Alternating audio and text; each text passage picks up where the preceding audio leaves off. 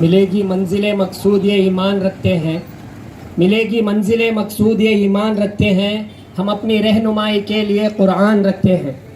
गुलामों को बैठाए ऊंट पर और खुद चले पैदल, गुलामों को बैठाए ऊंट पर और खुद चले पैदल, हम ऐसे रहनुमा रखते हैं, वो सुल्तान रखते हैं।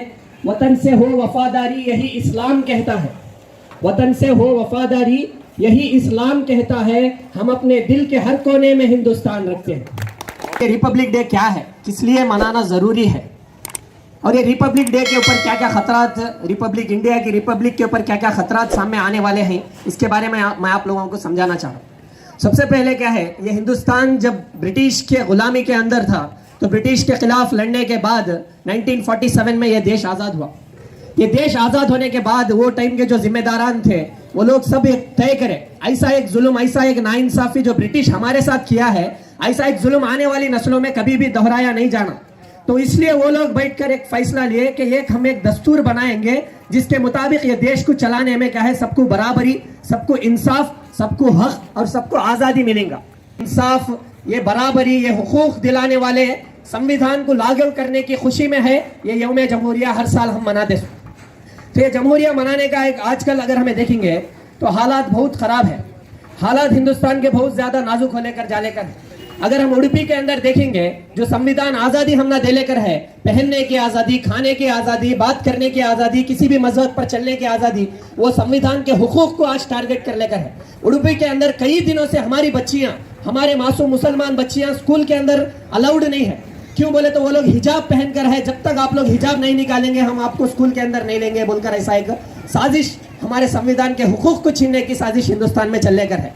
उसके साथ साथ मस्जिदों के ऊपर हमला हो लेकर है, मस्जिदें जो इबादत गाह है, चर्चेस हैं, चर्चेस के ऊपर हुबली के अंदर भी हमला हुआ, बेलगाम के अंदर चर्चेस के ऊपर टारगेट हो लेकर है, कोलार के अंदर चर्चेस पर टारगेट हो लेकर है। जब बाबरी मस्जिद बनने के टाइम में बाबरी मस्जिद जब डिमोलिश हुई, सबसे पहले एसडीपीआई की तरफ से जब उसके ऊपर एहतजाज हुआ, प्रोटेस्ट हुआ, तो लोग बोल रहे थे भाई उधर की एक मस्जिद के हमला हुआ, इधर कहीं को आप लोग हुबली में प्रोटेस्ट कर रहे हैं, हुबली में बाबरी मस्जिद की जरूरत क्या थी प्रोटेस्ट करने की बोलकर बहुत सारी आवाम एक कंफ्यूजन में थी, एक मायूसी में थी।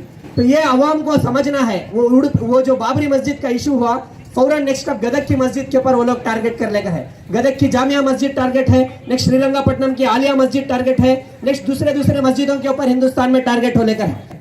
इसके साथ साथ वीडेम और फ्रीडम हाउस बोलकर एक बड़े बड़े एजेंसीज है, ये वीडेम और फ्रीडम हाउस ये पूरे स्विट्जरलैंड के बड़े बड़े एजेंसीज इंडिया के ऊपर ये लोग सर्वे करने के बाद ये लोग बोल रहे हैं इंडिया के अंदर डेमोक्रेसी नहीं चल रही, प्रजाप्रभुत्व हिंदुस्तान के अंदर नहीं चल लेकर है, इंडिया के अंदर ऑटोक्रेसी चल लेकर है, डिक्टेटरशिप चल लेकर है बोलकर ये बड़े बड़े एजेंसीज हिंदुस्तान में बोल लेकर है।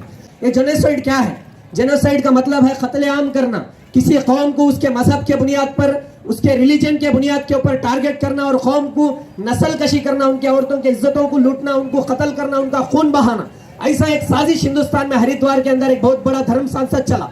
ये धर्म सांसद के अंदर बहुत सारे मुख्तलिफ हिंदुस्तान के पंडितों सब लोग बैठकर एक फैसला ले रहे हैं कि हम लोग 10,000 का 5,000 का मोबाइल रखने से भी ज्यादा जरूरत 1 लाख रुपए का हथियार हम लोग लेना है, 1 लाख रुपए का हथियार हम लोग लेना है बोलकर ऐसे एक जेनोसाइड करने की प्लानिंग हिंदुस्तान के हरिद्वार में चलने कर है। लेकिन वैसे जालिमों के खिलाफ कौन सा भी एक सख्त कानून और सख्त फैसला उनके खिलाफ नहीं हो लेकर है। ये आरएसएस खासकर हिंदुस्तान के कॉन्स्टिट्यूशन को हमला कर लेकर है, ये हिंदुस्तान की गंगा जमुना तहजीब, हिंदू मुस्लिम भाईचारे को ये कॉन्स्टिट्यूशन के ये आरएसएस हमला कर लेकर है। ये आरएसएस का मकसद क्या है, हमारे को क्या है, देशद्रोही बताना, देश के गद्दार बताना और हमारे को क्या है टेररिस्ट बोलकर लेबल करना, ऐसा एक हमारे को देशभक्ति सिखाने के लिए ये आरएसएस आरेकर है। कौन सा आरएसएस है ये आरएसएस इंडिया के आजादी के अंदर कभी भी हिस्सा नहीं लेने वाला आरएसएस आकर सिखा रहा है, जो आजादी के लिए हिस्सा नहीं लिया वो आरएसएस हमारे को आकर देशभक्ति क्या है सिखा रहा है। अफसोस है, और ये आरएसएस वो आरएसएस हमारे को देशभक्ति सिखा रहा है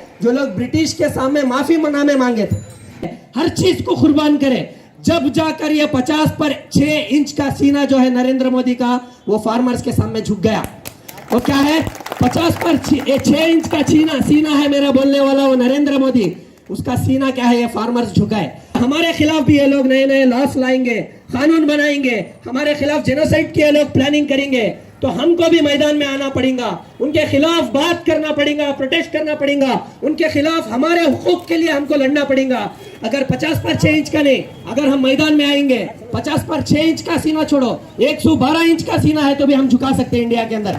तो आप लोग समझना है, तो आप लोग को समझना क्या है, ये आरएसएस ये इंडिया के अंदर संविधान को टारगेट कर लेकर है। आरएसएस का प्राइम टारगेट है संविधान। आप लोग समझना है, ये जो कॉन्स्टिट्यूशन हमने 1950 में मिला, ये आरएसएस का हलक का कांटा है। जब तक संविधान है, ये देश में हिंदू राष्ट्र या हिंदुत्व राष्ट्र या ब्राह्मण राष्ट्र नहीं बन सकता। ये आरएसएस को क्लियर मालूम है, इसलिए ये लोग कानून के अंदर नई नई तब्दीली ला लेकर है। ये कानून को खत्म करने की अनंत कुमार हेगड़े बोल रहा है, हम आए हैं संविधान को बदलने के लिए। तो क्यों ये संविधान को टारगेट कर रहे हैं बोले तो, ये जो देश का संविधान है ये हमने आजादी देता है, हमने खाने की आजादी, पहनने की आजादी, फिरने की आजादी, हमारे को जो भी मजहब है उस पर चलने की आजादी देता है, हमने इंसाफ देता है संविधान, हमने फेटर्निटी, लिबर्टी, इक्वालिटी, जस्टिस देता है संविधान। तो ये संविधान जब तक है, ये आरएसएस उसके मकसद में कामयाब नहीं हो सकता।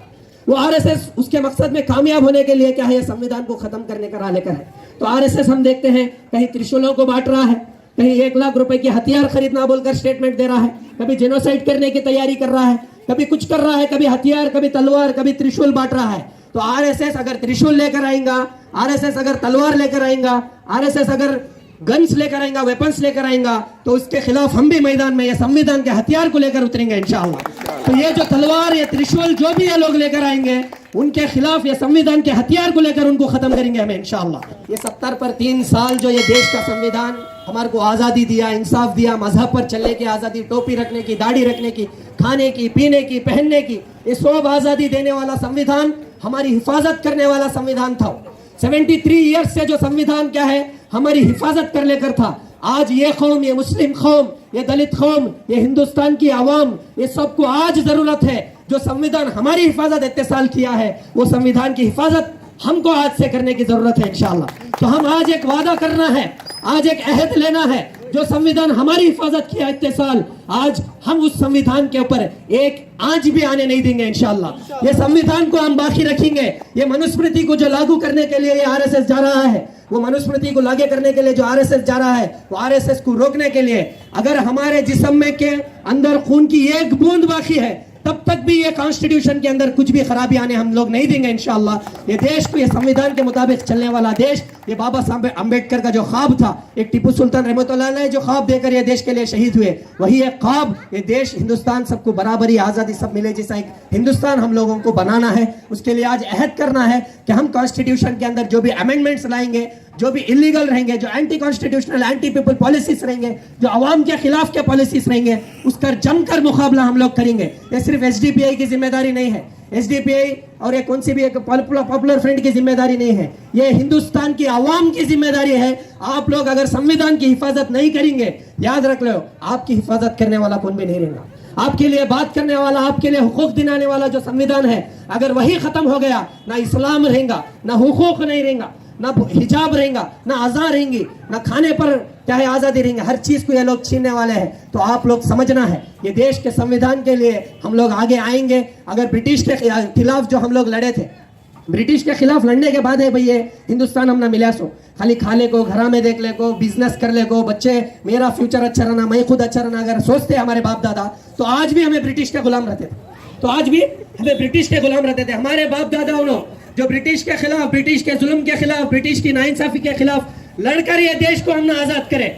आज एक आजादी के लिए, आजादी के हासिल करने के लिए जो लड़ाई लड़ी गई थी, वैसी एक लड़ाई आजादी को बचाने के लिए आज हमें लड़ने की जरूरत है। इससे पहले हम लोग गोरों से लड़े थे, इससे पहले क्या है, हम लोग गोरों से लड़े थे। आज हिंदुस्तान के चोरों से लड़ने की जरूरत है। तो हिंदुस्तान के चोरों से आजादी को हासिल करने की जो लड़ाई इससे पहले हमें लड़े थे, आजादी को बचाने की लड़ाई इंशाअल्लाह हमें लड़ना पड़ेगा।